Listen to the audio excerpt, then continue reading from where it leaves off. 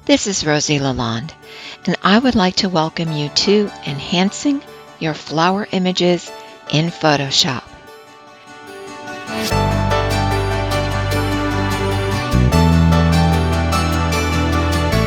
Welcome to another lesson in our series, The Joy of Flower Photography. In this lesson, we will learn to use the brush tool, the clone stamp tool, and we will add to what we learned in Lesson 1 about layers. Let's get started by using the brush tool. No matter what you do in Photoshop, you're going to be faced with using brushes. And for the most part, brushes work the same no matter whether you're using the brush tool, the clone stamp tool, the eraser, or any other brush-based tool. I'm going to click on the brush tool to get my brush. I can also touch the letter B on my keyboard. Now you can see in the heads-up display for the brush that my mode is normal, my opacity is 100%, and my flow is 100%. But I'd also like to show you something else. In the settings for the brush, I want to be at a hardness of 0%. We're going to make some variations to these settings as we go along, but let's take a look at what we would get with a brush set so at 100% opacity, 100% flow, and 0% hardness or a very large feather on the brush. When I make a brush stroke, I am getting a brush stroke that has a lot of feather to it. And sometimes that's extremely desirable. Other times it's not as desirable, but we'll go through that in future lessons. I'm going to go ahead and change my opacity for the brush to 50%, and I'm going to go ahead and change the flow to 50%, but I will leave the brush at 100% opacity. And let's make a stroke here. Now you can see that this is a more faint stroke. So it still has the same amount of feather. However, the flow is much less. So you would have to make several strokes to come up to what we got at 100% flow. Let's go ahead and change the flow to 100%, but the opacity to 50%. Now you can see that this is an even more faint brush stroke. And again, you would have to make more strokes to come up to the 100%. All right, let's change our flow now to 50% and let's make another stroke. And this is the most faint of all. So if I pull this out a little bit just so that you can see the comparison, that's a really nice comparison that tells us how the change in opacity and flow affect what your brush stroke will look like. Let's go to the next slide. And this is the same opacity and flow, but we're going to change the hardness of our brush to 50%. So with our opacity at 100, our flow to 100, but the hardness set to 50%, let's see what kind of stroke we get. I'm going to go back to our previous slide. It's the same size, however, there's less feather in the brush. So less hardness is less feather. Let's look at that again. Okay, so let's go ahead and change our flow to 50, make the same brush stroke. And again, it's just the paint is coming out with less volume. Let's change the opacity to 50% and the flow to 100. So the opacity of the brush has more impact than flow. And if we change the flow to 50%, we can see that that is the weakest stroke. Okay, let's go to the next slide. In this series of strokes, we're going to take our hardness to 100%. Now, clearly you don't have to use 0, 50, or 100. You can use whatever is necessary for your brush stroke to work in the scenario that you're using it. And again, we'll go over those various scenarios as we move along in our lessons. Okay, 100% opacity, 100% flow, and 100% hardness, which means that this is a very hard brush. It is in fact so hard that it is showing us individual circles that are just connected together. We'll talk about that in another moment, but let's go ahead and go through changing the flow on this to 50%. Now, with the flow set to 50%, you can really see those circles and they're being connected together. All right, let's change the opacity to 50%. The flow is giving you more opacity. So it's just that it's less paint, so it's easier to see through, and that makes it opaque. And let's try a 50-50 here. Boy, we can see all those circles. Now, just for the purposes of teaching, I'm going to get a blank page here, and I'm going to set my opacity, my flow back to 100. But let's go and look at what is making these circles in my brush. Frankly, this can make your work very sloppy if you're not careful, especially when you're using a brush on a mask. So if I go to my brush tools palette, and I go to my brush settings, I can see that my spacing on this brush is set to 26%. Now, the larger the spacing, the farther apart these circles are going to be. So if I left this, let's say at 100%, and I were to make a stroke, I would have just individual little dots. This is also a very good thing to know, because if you do any graphic design or you want to make some kind of a border that has circles in it, this is how you get circles evenly spaced. So if we were to space these out a little more, and that's what we would get. All right, if I take this down to 1% and I click and make a stroke, now I have a nice smooth stroke. So this is at 100% hardness, but if I were to take this to 0% hardness and make that same stroke, I have a much cleaner, nicer stroke. And so whenever you are using a brush to paint, if you're using a brush on a layer mask, if you're trying to smooth edges of a flower, you need to make sure that the spacing on the brush is set to the 1%. Now, there are a lot of really neat things about the brushes, and we'll talk about that in lessons as need be. However, if you are going to take the painting and Photoshop lessons, it is critical that you make the most of learning how to use the brushes. So now that we have some information about brushes, we're going to look at a Dahlia image that we had a lesson on when we were doing perfecting your flower images with Lightroom and Adobe Camera Raw. So this is the image as I processed it in Lightroom. It's a clean image. It is well lit, and the white balance is perfect. What I did though was I left this image very flat. I didn't add a lot of whites to it. I didn't add contrast to it. I didn't go in with the adjustment brush and make a lot of adjustments, because I knew I wanted to bring this image into Photoshop and do some very special things. So the first thing that we need to look at is the layers palette in Photoshop. Now, whenever you bring an image into Photoshop, it has a background layer, and that background layer is locked. There are reasons why you would want to unlock this layer.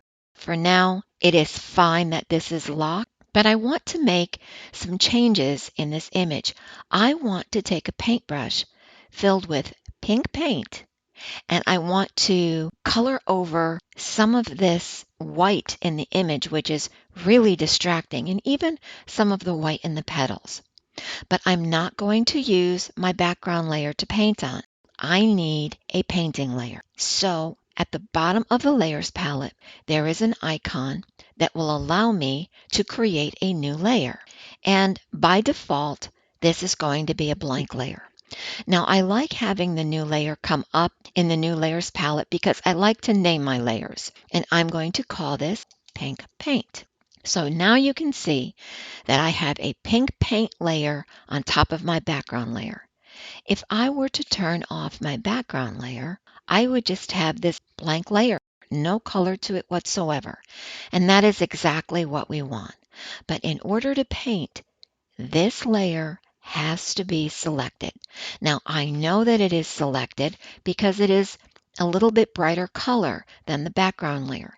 If we had 4, 5, 6 different layers here, we would readily be able to pick out which layer was active by seeing the color on it is just a little bit lighter than all of the other layers. I'm going to hide my layers palette so I have some nice room in my desktop to make some strokes. The first thing that I want to do is I want to make the changes that I need to my brush. I know that I want this to be a very subtle and soft stroke with my brush. So I'm going to change my opacity to 50% and my flow to 50%. Now, so that you know how I did this, because I knew that I wanted to affect both my opacity and my flow, I just clicked on the word opacity, which activated the percentage box, and I just typed 50. I hit the tab key, went to my flow, and typed 50 and hit tab again. Now I'm going to leave smoothing at 0. There's a time and a place for using smoothing. It is not now. If you increase smoothing, it is going to make your strokes drag. And that's the last thing that you want. And unless you are using that for a specific technique, that is not something that you want to have happen in Photoshop. And now I'm going to size my brush. I can come up into my brush palette and pick a size, but you know what? That's very hard to see. I prefer to use my left and right bracket keys. Right bracket key makes my brush larger. The left bracket key makes my brush smaller. So I'm going to make this nice brush here, 50% opacity, 50% flow. And I want this to have a hardness of 0%. I don't want there to be any hint of any kind of line in this brush whatsoever. I want it to be very, very, very opaque. As you can see, my foreground and background colors are set to foreground is red, background is white. You can set the foreground color by clicking on it and choosing a color of your choice. I'm looking for something pink, but I'm not really sure if this is the right pink for my image or not. So the best way to do this is to pick a color out of your image. Now, I believe I would like to sample right about here on this petal and see what color that gives me. With your brush tool selected, hold down the Alt key on PC, Option key on Mac, and click. And that is going to put the color that you just clicked on in the petal as your foreground color so that your brush will use that color to paint with. Now, if I make some strokes, oh gosh, that's really overdone. I'm using Control Z to take that back out, and I need to take my opacity down a whole bunch more. I'm going to use my scrubby slider, and I am going to reduce my opacity to 25%. By the way, with my brush selected, I could have also typed a number and it would show up in the heads-up user display or the HUD under opacity. I'm going to put that back to 25. All right, let me make a few more brush strokes. That is much better. And literally, I'm just making a click here and there. I'm not even dragging my brush to paint.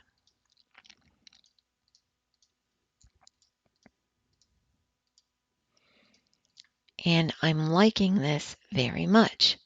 Now, if I open my layers palette, I can see that I've been painting on my pink paint layer. So if I remove the visibility of the background layer, it's very difficult to even see where I've painted. But certainly I have. I'm going to make this a little smaller. It'll make it easier for you to see my brush strokes. This is without the brush strokes. This is with brush strokes. And I really do like this much more. Now that I've finished putting the pink brush strokes on my image, I'm evaluating my image and seeing that there are a number of things here that I really am not crazy about. Let me enlarge my image so that I can point some of these things out to you. Now the edge of this petal just got way out of focus, and there must have been light that was coming in from this direction, and it washed out the end of this petal. Now I saw that when I was perfecting this in Lightroom, but there really wasn't a lot I could do about it there. I felt as though I had a better chance of getting this correct and the way I want if I brought it into Photoshop. I can also see this petal on the left. This has a lot of white in it too, and even though I did brush stroke over it in pink, it's still rather light. So with that said, I'm going to make a new layer by holding down the Alt key on PC, the Option key on Mac, and I'm going to click on the Create New Layer icon at the bottom of my Layers palette. And I'm going to call this Clone Stamp, because what I'm going to do is I'm going to borrow some of the color and the texture from this area of this petal to paint over this white. I'm also going to borrow what's on the upper portion of this petal to paint over the white. Now, that painting is going to go on this clone stamp layer. I can see that this layer is selected, it is active, and that's the layer that's going to be used.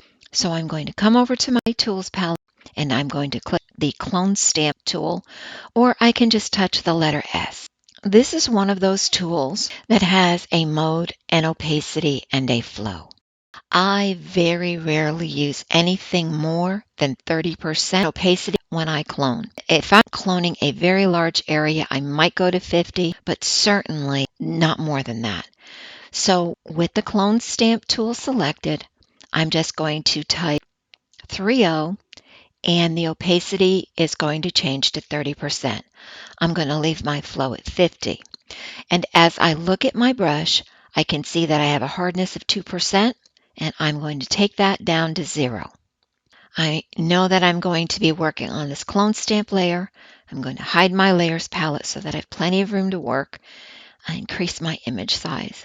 Cloning is all about getting the right size brush, the right settings in the brush, and sampling and sampling and sampling and sampling. So I'm going to start my sample right here.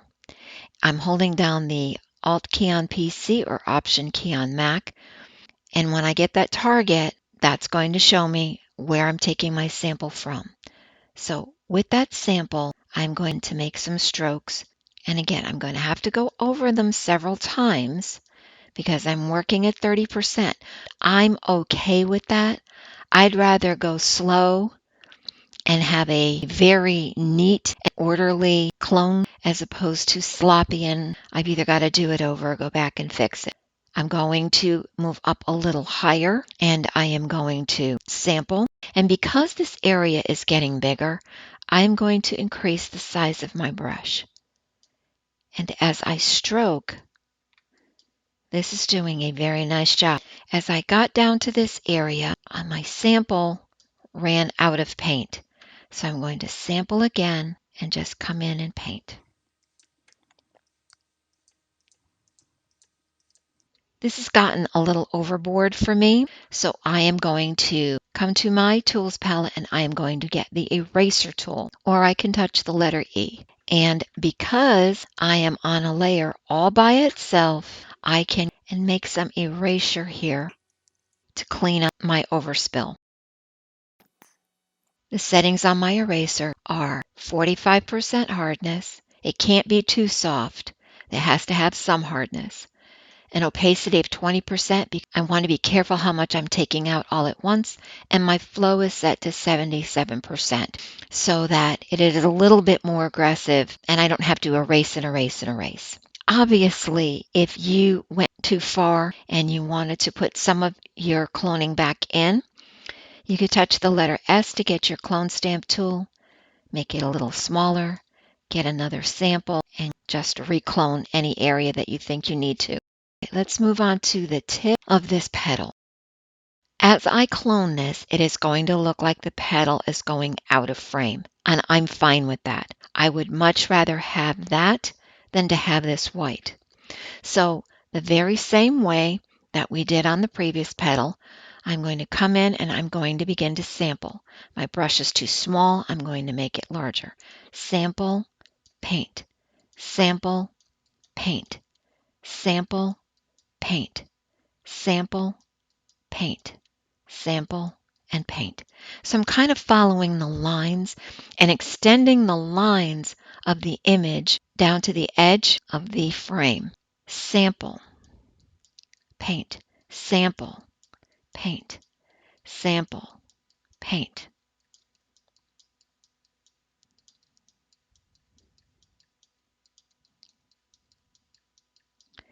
You can see that I keep sampling here.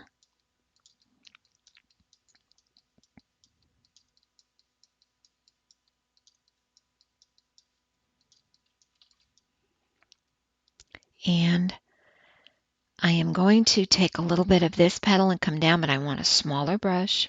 And we're kind of going to make like that's going underneath this petal.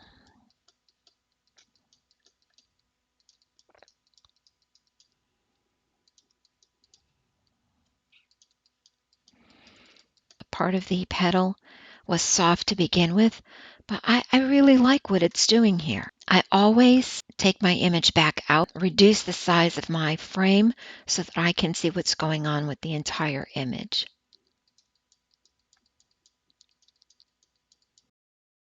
I believe I'm going to go back to my pink paint, touch the letter B for my brush, and I am going to darken this down a little bit. I'm going to sample right there, and I'm going to come in and paint over that a little bit, and that's perfect. I'm going to go back to my clone stamp layer, get a smaller brush.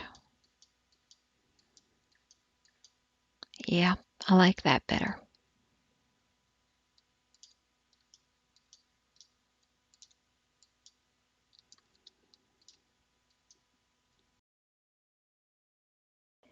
If you make a mistake, make sure that you're using Control Z on PC, Command Z on Mac to undo your strokes. I am happy. I think I'm going to add just a little bit more paint up on the top. And to be honest with you, I'm going to do that by adding a new layer. And I'm going to call this More Paint. One of the real important things that you're going to need to know about your clone stamp tool, because we are going to put our cloning on a blank layer, we have to tell Photoshop that we are either going to sample the current layer and below, or we're going to sample all layers. I have this set to all layers because I'm starting on a blank layer. There are times when you want current and below, and as that need arises in future lessons, I will point that out. With my More Paint layer selected, I am going to touch B for my paintbrush. I'm going to sample a little bit darker area of that petal, make my brush much larger, leave my settings at opacity 25, flow to 50, and that's too much. I'm going to reduce my opacity to 10%.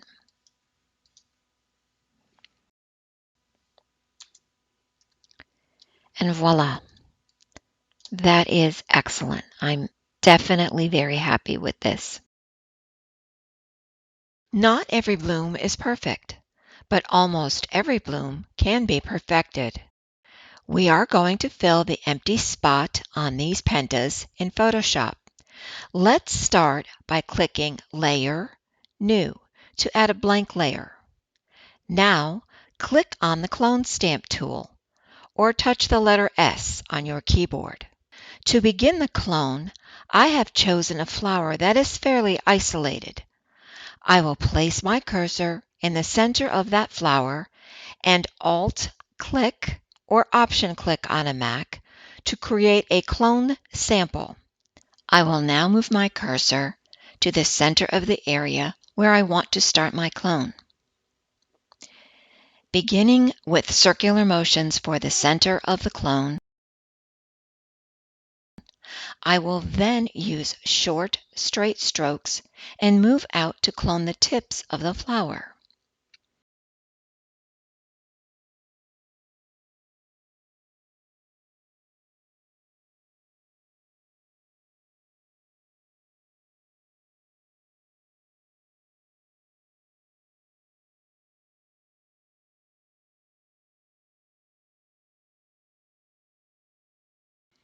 To clean up this clone, I will shut off visibility of the background layer by clicking on the eyeball to the left of the layer name.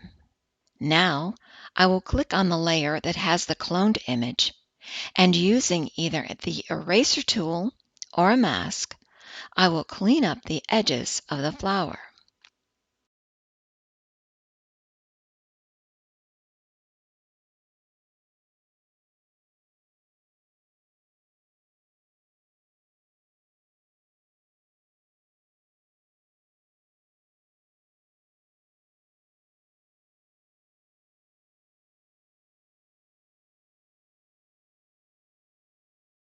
When I'm done, I will turn the background layer back on. My pandas image is now perfected. I would like to thank you for watching this on-demand video, and I trust that you have learned something new that will take your photo enhancement skills to a new level of excellence.